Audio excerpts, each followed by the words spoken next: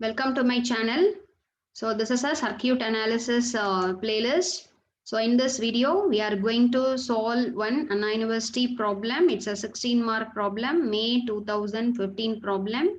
Okay, so using the corresponding method. Okay, and if we want to learn the Ohm's law problems, Kirchhoff's current law and Kirchhoff's voltage law, then the network reduction technique and corresponding problem in my channel.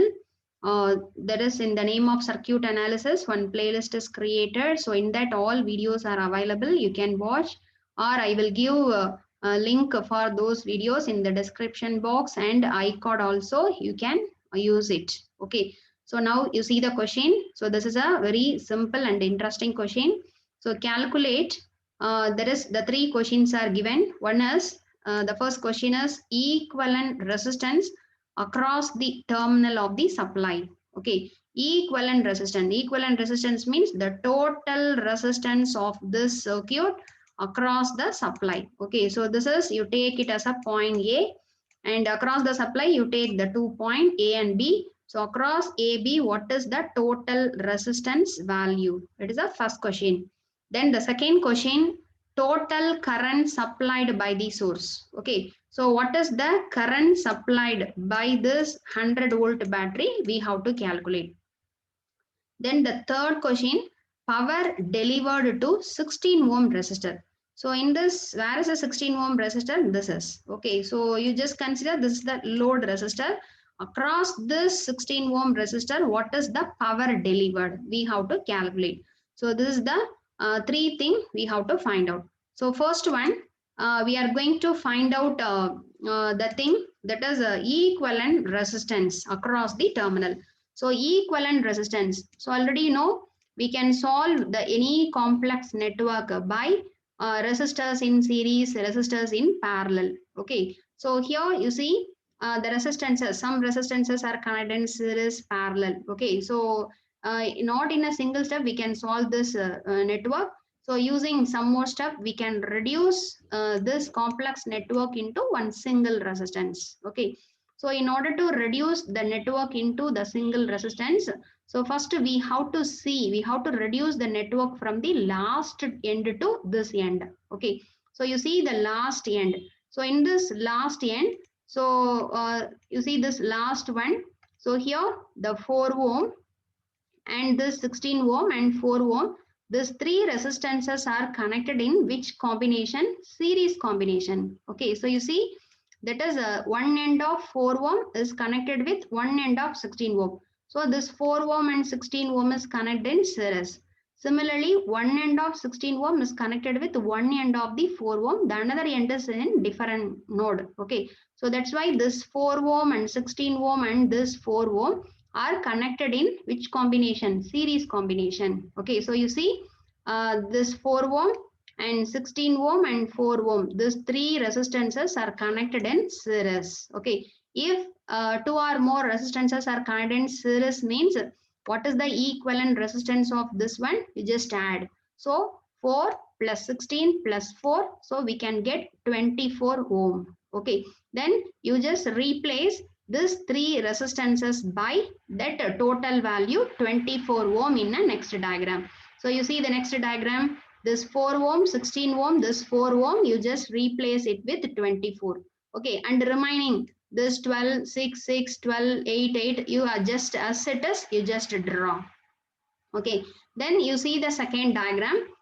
So first step over, this is the second step. So in second step of diagram, so you see from the last. Okay, so every time we have to reduce the network from the last end to this initial end. Okay, so now you see this last two resistors, this 12 ohm and 24 ohm. So how this 12 ohm and 24 ohm resistances are connected in parallel. Okay, since parallel means the one end of 12 ohm and one end of 24 ohm is tied together.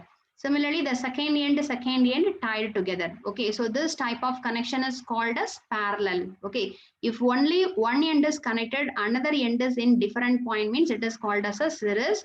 If both the ends are tied together means it is called as a parallel. Okay. So then the parallel combination of these two resistance. Okay. So we have to calculate. So what is the formula? In order to find the parallel combination of the two resistance, you just multiply the two resistance divided by, you just add the two resistance. Okay. So 12 into 24 divided by 12 plus 24. So we can get the answer is 8 ohms. Okay, so now you replace in the third step. Okay, in the third step diagram, you just replace this 12 ohm and 24 ohm by the value, what is the thing, 8 ohm resistor. Okay, and the remaining resistors in the diagram as it is, you just draw. Okay, so we will get the diagram like this. Okay, 8, 8, 12, 6, 6 and 8. Okay, now you see the diagram.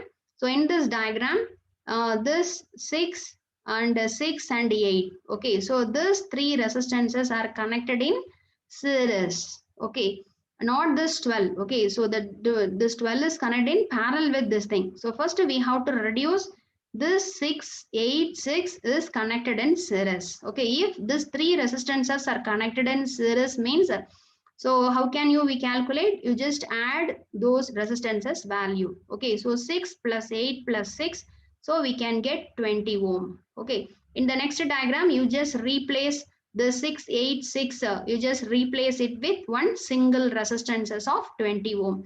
And the remaining, the three resistor, 2, 8 ohm and 12 ohm, you just connect. Okay, this is the fourth step. So in fourth step, now you see the diagram.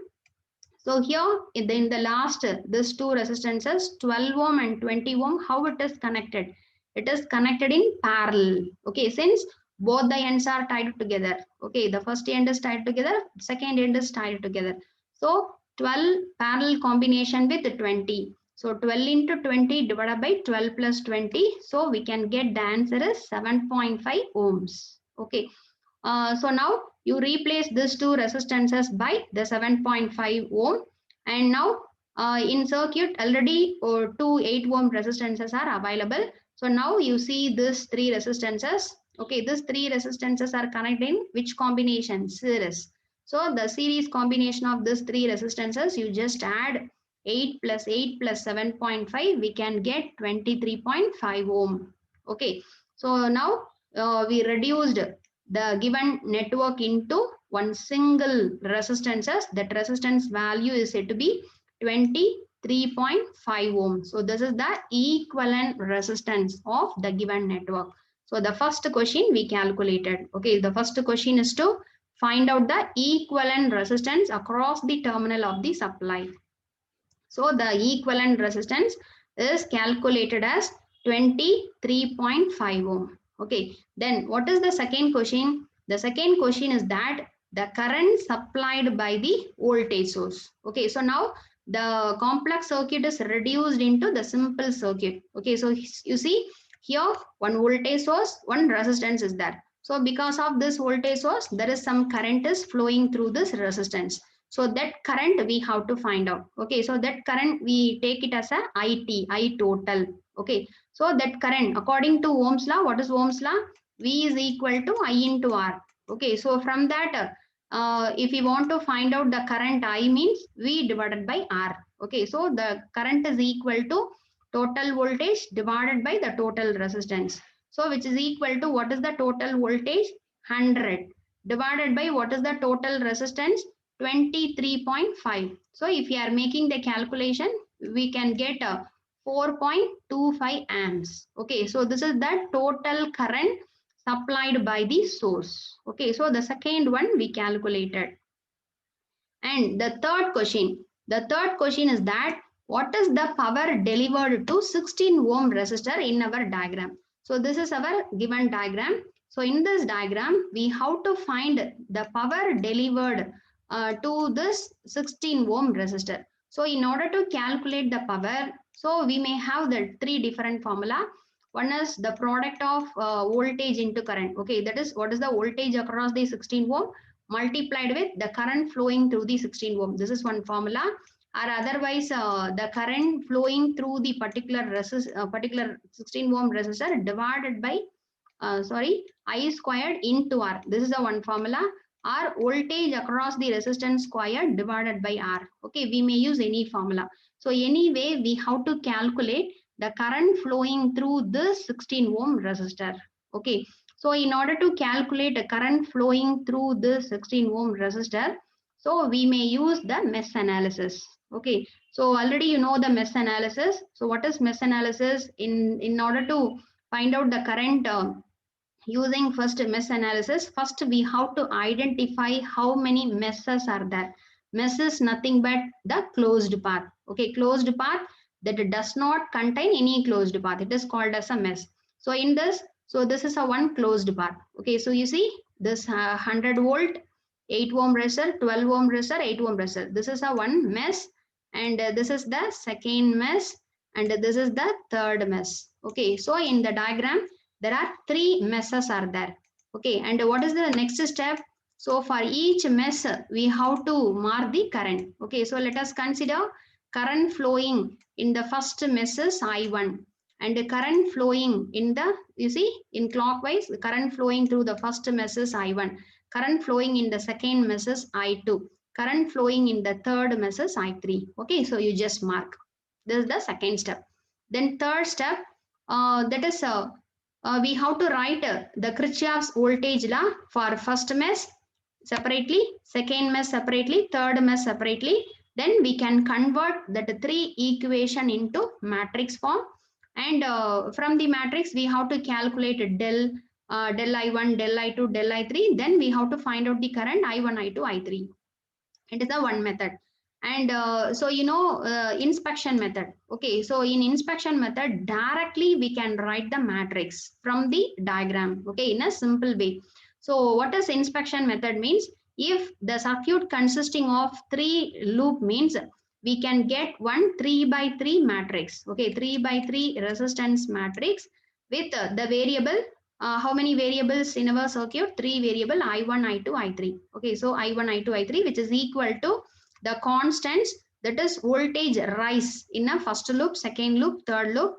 So this is the thing. Okay, so by inspection method we can write directly this matrix. Okay, so what does this matrix means? A 3 by 3 matrix. In the first matrix R11, the second the in first row the resistance values R11, R12, R13. Okay, in second row R21, R22, and R23. Okay, similarly the third row values R31, R32, and the third value is R33. Okay, so here what is R11 means? Total resistance in a first loop. Okay, so you see what are the resistances available in first loop? 8, 12, 8. So you just add this three resistances value, that's all. So 8 plus 12 plus 8, so how much? 28. Okay, so you just put 28.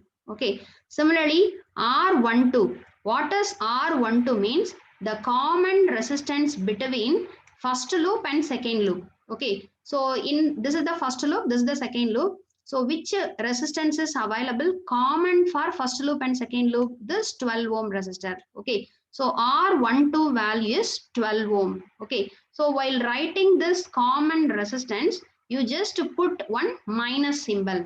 Okay, so minus 12. Okay, similarly the third one is R13. R13 means common resistance between first loop and third loop. So you see the first loop is here, okay, and the third loop is available here. Any common resistance between the first loop and third loop? No. Okay, so that's why the R13 value is 0.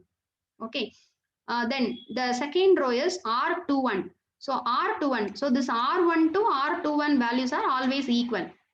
Okay, R21 means the resistance is common for second loop and first loop. So the common value for first loop and second loop is same as that of the common value for the second loop and third loop. Okay, so that's why what is the answer? 12. So for common resistance, we have to put the symbol minus. So minus 12. Okay. Similarly, what is the next element? R22. So what does R22 means? The total resistance in second loop. Okay. So what is the total resistance in second loop? This is the second loop. So 6 ohm, 12 ohm, 6 ohm, 12 ohm. You just add these two datas. Okay. These four data. 12 plus 6 plus 6 plus 12. Okay, so the R22 value is 36 value. Okay, and R23 means the common resistance for second loop and third loop. So which element? This is the common element for the second loop and third loop. Okay, so this is the R23. So R23 equal to 12. While writing common resistance, we have to put minus symbol. So that's why minus 12. Okay. Similarly, the third row R31. What is R31? Common resistance between third and first loop. So this R31 and R13 is always equal. So what is the R13? There is no common element between first loop and third loop. So that's why it is a 0. Okay. Then R32. R23 is always equal. So the value is minus 12. And R33. What is R33? Total resistance in third loop. So what is the total resistance in third loop? 4 plus 16 plus 4 plus 12. Okay, so we can get the answer is 36. Okay, 36. This is the 3 by 3 resistance matrix. Then you just write the variable I1, I2, I3, which is equal to the constant. So how to write this constant means this constant is nothing but the voltage rise in a first loop, second loop, third loop. So what is the total voltage in first loop? What is the supply? 100 volt. So 100. Any voltage sources there in second loop? No, 0. In third loop is also no voltage sources available. So it is 0. Okay. So this is said to be the inspection method.